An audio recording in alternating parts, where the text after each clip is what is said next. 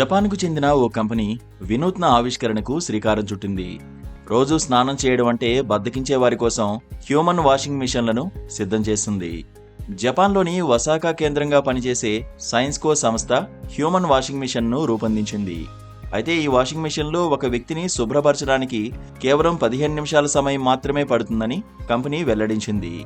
ఇది చూడ్డానికి అచ్చం ఫైటర్ జెట్ కాక్పిట్ ఆకారంలో ఉంటుంది.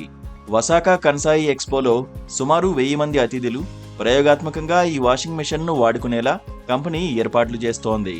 ఈ ప్రదర్శన తర్వాత మాస్ ప్రొడక్షన్ వెర్షన్లను విడుదల చేస్తామని సదరు కంపెనీ వెల్లడించినట్లు అంతర్జాతీయ మీడియా కథనాలు వెల్లడించాయి.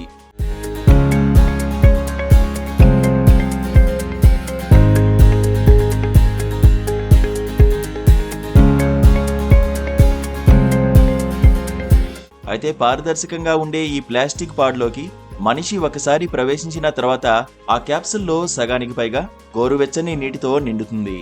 ఆ తర్వాత అందులోని హై స్పీడ్ జెట్స్ నుంచి నీటిని వేగంగా విరజిమ్ముతుంది. వాషింగ్ మిషన్ విరజిమ్మిన నీటిలో 3 మైక్రోమీటర్ల పరిమాణంలోని అతి సూక్ష్మ బుడగలు ఉంటాయి. ఇవి మనిషి శరీరంపై ఉన్న మురికిపై తీవ్రమైన ఒత్తిడి సృష్టించి వాటిని క్షణాల్లోనే తొలగిస్తాయి. అంతేకాకుండా స్నానం చేసే వ్యక్తిని మానసికంగా ఉత్సాహంగా ఉంచేందుకు దీనిలో ఏర్పాట్లు కూడా చేసినట్లు కంపెనీ వెల్లడించింది. ఇందులోని పరికరాలు మనిషి శరీరానికి సంబంధించిన కీలక సమాచారం సేకరిస్తాయి.